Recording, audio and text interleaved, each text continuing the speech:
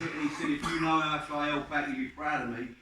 And I think that's a wonderful thing. We should be laughing, we should be singing, we should be dancing. Because it's about eternity. Come on. About what's going on in here. It doesn't matter because eternity is waiting for us. Yeah. As I said before, we're a spirit that's just being carried around this body for a little while, not a body that's being carried around. Amen. The spirit. Amen. The spirit comes first. I've got a story for you today. It's a little bit unsavoury, but so what? It might appeal to some, it might not. I'm sorry if it doesn't. If it makes you feel uncomfortable, that's fine. You're supposed to feel uncomfortable when you come to church sometimes. But it is a little bit earthy, but I think it's lovely. I think it's lovely. James 1:21. Therefore, get rid of all the filth and evil in your lives and humbly accept the word God has planted in your hearts, for it is the power to save your soul. How many of you got kids? I've got 5. Well, Michelle says she's got 6, including me. How many of you got kids once? All of you. Pardon? One big kid, ain't you? Absolutely. Michelle says, you know my wife Michelle, she's over there, that lovely woman over there. Michelle says that men don't grow up, they just get bigger. I think she's got a point. This was told me by a gypsy man. I was saved in a gypsy church 27 years ago. And it was told to me by a gypsy man. I put this together, but he told me this little story, and I thought, wow, there's something in that. So I'm going to use it tonight, and I hope it touches hearts because it's real. It's a little unsavoury, as I said, but it's true. And if you have children of your own, it may have happened to you. It's happened to us, I know that. This guy was a very good father to his children, unlike some fathers. I mean, my dad was a great mate, he was a terrible dad. I loved him though, but he wasn't much of a dad. One night, long after this man had tucked his children into bed and had fallen off to sleep, he was woken by his youngest son crying for him. I guess the little boy was about a year old at the time. The father ignored the child's cry for a while, which you do, don't you? I mean, I would. Michelle was breastfed, so I went, I didn't have to get out of bed, I just give her the elbow, she had to get up and do it. I had the easy option, didn't I? But he just ignored it for a while, and I guess the little boy was about 1. He would stop and go back to sleep. It's funny how women, mothers, know what their children are crying for, don't they? I never could. My children would cry and they're just crying. But Michelle knew if they were uncomfortable, if they needed feeding, if they needed change. Women tend to know that, don't they? I could never work that out. Me, they would just make a noise. So I was just going to see what they're making a noise about. So he hoped that he would stop and go back to sleep. But he didn't. The child became even more persistent and more distressed. Unable to ignore his little son's cries any longer, he got up from his bed and went to the child's room, thinking that the boy might be having a nightmare or something. But as he entered the room, the sight in front of him was not a pretty one. The little boy had become bored, and out of curiosity he had removed his nappy. And as some small children have been known to do, he started to investigate the contents, resulting in them being smeared all over the cot, all over the walls and the sheets. And if that wasn't bad enough, he had it in his hair, he had it over his face, it was up his nose, in his ears, between his fingers. I'm sure some of you have been there. In fact, the contents of that nappy was in every nook and cranny, on every piece of clothing the little boy had on.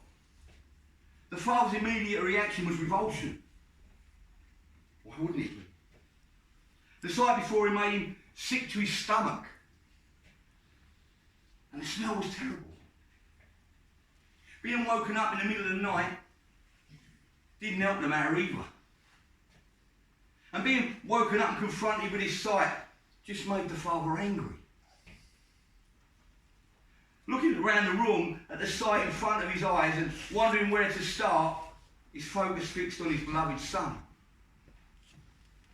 The eldest little toddler had discovered that what he had done had now made him feel dirty, sick and very uncomfortable. He now needed the reassuring arms of his father. He needed to feel loved and safe in his arms. So with tears rolling down his cheeks and his arms outstretched, he cried out to him for help. In fact, he had cried so much that now he could only manage a gentle sob. Without any hesitation, the father ran over to his son and scooped him up in his arms.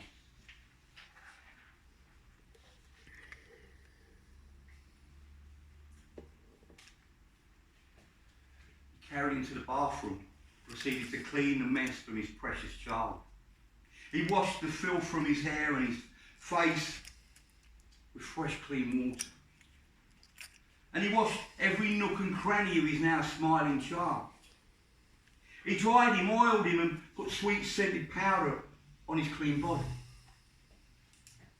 He clothed him in fresh, clean clothes and wrapped him in a clean white shawl. He took the smiling, helpless little bundle into the master bedroom and laid him on his bed. He sang softly to him until he fell peaceably off to sleep, safe and secure. While the child slept, the father went into his room and cleaned all the filth from the walls. He cleaned the cot, the sheets, the blankets, until eventually everything was clean. He left nothing unattended. Every hidden corner, every hidden place was cleansed, until there was not a single trace of the filth that was once there. Now tired and weary, the young father went off to bed. He quietly slid under the covers so as not to wake his precious little bundle. And he drifted off to sleep. And then a quiet voice spoke to him, saying, "Do you see that little boy laid next to you, that precious little boy? And do you know that love that you feel for him, that perfect, unconditional love? That's the kind of love I have for you. Do you remember how you felt when you heard him crying? How you could not rest because of your love for him? That's how I feel when I hear you call out to me. And do you remember your anger and revulsion when you entered into the room and saw him covered in filth? How you felt sick to your stomach? That's how I feel when I see your sins. Do you remember how his outstretched hands and his tear-stained face melted your heart? And you no longer saw the filth that was covering him. That's how I feel when I hear your cries and I see your anguished face. And I have picked you up and washed you in living water. I have clothed you in royal robes and anointed you with oil. I have given you sweet fragrance, and I will clean every area of your life if you let me. Every nook and cranny, every hidden place. When it's time, I'll wrap you in a pure white garment and bring you to the Master's house. My house, forevermore to rest in my presence. So, you see, my precious son, you are no different to that sweet child who sleeps so soundly beside you. Look at him sleeping so safe in your arms. Yet, not so long ago, he was covered in filth, and his stench was repulsive to you. He was covered in filth and unpleasant. It would be difficult to believe that anyone would want to hold him. but you held him close to you. And because of his condition, he surrendered himself into your arms completely. You must give your life over to me completely, just as he did. Not just in part, but totally. You must reveal every hidden area to me, and I will wash you completely clean. But once I have washed you, you must stay close to me. As close as that helpless babe beside you, and I will keep you from the filth. But should you stray for a while and find yourself in the mire, if you turn from your sin, from the filth in your life, and call out to me, I'll wash you clean again, my precious child. God wants to cleanse us. All he longs for is for us to cry out to him. In Isaiah 1:18 he says this, come now let us settle this, says the Lord. Though your sins are like scarlet, I will make them white as snow. Though you are red like crimson, I will make them as white as wool. And in Leviticus 14:18-19 it says, the priest will apply the oil remaining in his hand to the head of the person being purified. Through this process the priest will purify the person before the Lord. The priest shall offer the sin offering to make atonement for him who is to be cleansed from his uncleanliness. And afterward he shall kill the burnt offering.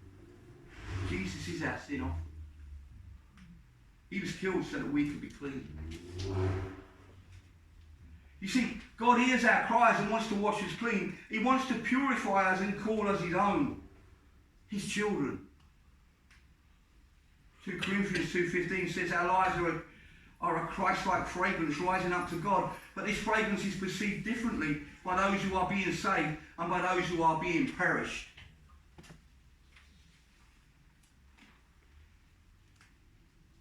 Jesus sacrificed his life so that we could become a sweet Christ-like fragrance.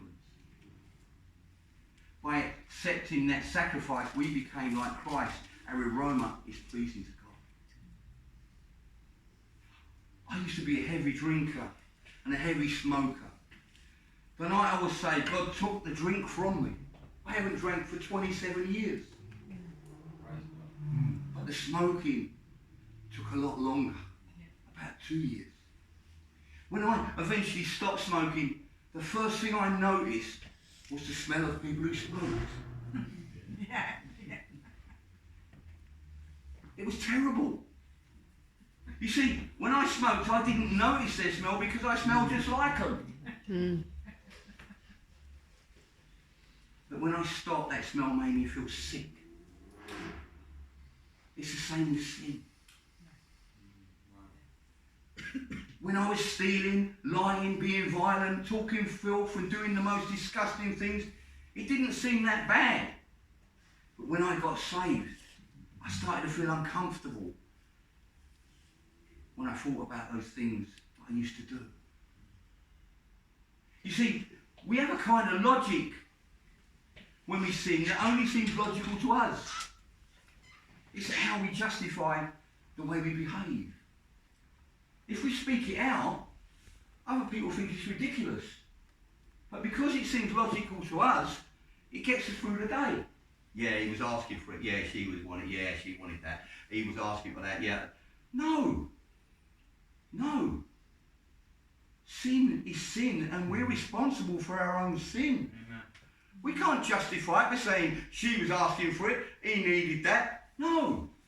Sin is sin, but that kind of logic permeates in somebody that's sinning. Because they justify their sin with a warped logic.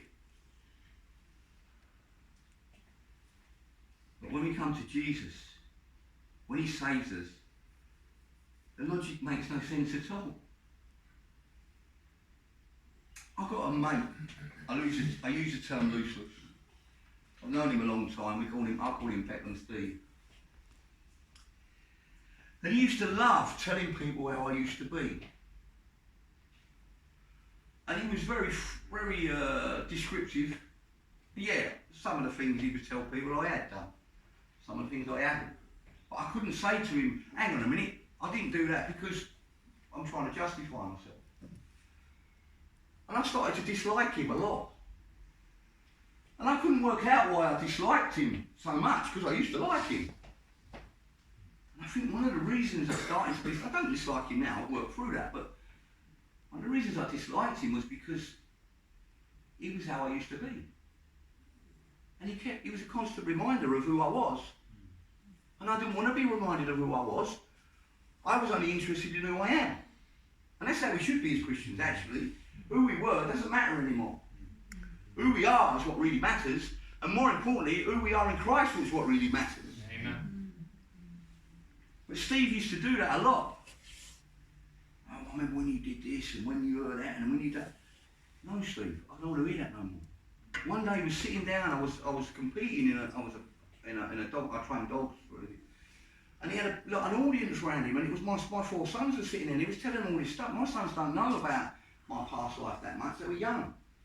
But he was telling them all this stuff, and I had to pull them away. I said, no, boys, don't listen to that. It was true, but I didn't want them listening to that. So although I was saved, I still mixed with those people, and I used to mix with the same people that I mixed with, that I've always mixed with, even though I was a Christian. I could always almost smell the stench on them, the sin. I used to wear Armani suits, Casual, all the posh suits. What if I tell you? And I said to someone once, you know, you can wear the best suit. You can wear the best suit. Top of the range. But if you've got a big egg stain down the front, the only thing people are going to notice is the egg stain. And sin's like that. You can be pure white if you've got that big sin stain. That's the only thing people are going to notice. That's why we need Jesus. So I stopped socialising with these people. We need to stop socialising with them. Not because we don't love them. That doesn't mean we can't mix with them to share the gospel. It doesn't mean that we can't have that purpose about and be intentional about what we're going to do amongst these people, but we can't go down to their level and socialise in the places that they've always socialised in. We can't go into pubs and get drunk. We can't start taking drugs with them. We can't go gambling with them. We can't get into football violence. We can't do that anymore. Because we want them saved. We want to rescue them. We want God to use us as messengers. We can't rescue them. The Holy Spirit does that. But we need to be sent out to plant that seed, to be that witness. And you can't be a witness if you've got that big sin stain on your suit. Amen.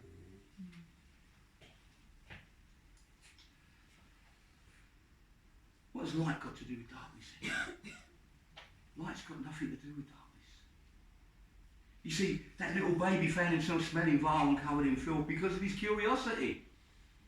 If we continue to mix with those who continue to do the things that God saved us from, if we continue to wade in the filth of the world, very soon we will get used to the smell and the filth and end up worse than we were before. Because our curiosity will lead us into temptation. Come on, preach it. And our temptation will lead us to sin. And our sin will take us back to where we were. But Jesus has rescued us from the filth. Hallelujah. Hallelujah. Praise God. 2 Peter 2:22 says this, a dog returns to his own vomit and a washed pig returns to the mud. Listen, sin will never satisfy you. In the end, the happiness only becomes sadness. The thrill will become a living nightmare. And the pleasure just becomes an addiction. Sin never keeps its promises, never. But God always keeps his promises.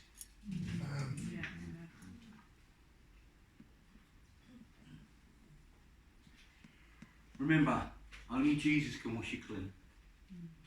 Because only Jesus paid the price with his life. Charles Spurgeon told a story. He's one of my heroes. Even though he's a Baptist, but there you go. I'm joking. About a drunk man in the gutter. And this guy was laying in the gutter and And Spurgeon, and I've been to his tabernacle many times. I used to work in Elephant and Castle, so I used to love going in there and just standing there thinking, that great man has been here. And it's a lovely to go, not because it's a particularly holy place, but it's nice to go to places where holy things have happened. It's wonderful. And he was walking down the road, this guy's in the gutter, and he said, Pastor, do you remember me? He said, I certainly do. He said, you saved me. He said, I certainly did, but if God had saved you, you wouldn't be in the gutter now. Wonderful. And it's true. Jeremiah 29:11-13 says this, for I know the plans I have for you, says the Lord. They are plans for your good and not for the disaster, to give you a hope and a future. Now we know that that's thrown around a lot. I spoke about that the other week, didn't I? That Jeremiah 29:7 comes first. There's sometimes a period of waiting before you're saved. There's sometimes a period of struggle. There's sometimes a period of wilderness before this all comes into place, but it's still the Word of God, and God does have a plan for us. In those days, he says, you will pray and I'll listen. If you look for me wholeheartedly, you'll find me. God keeps his promises. Keep hold of him, and he'll keep hold of you. Stay close. Stay prayerful. Stay clean.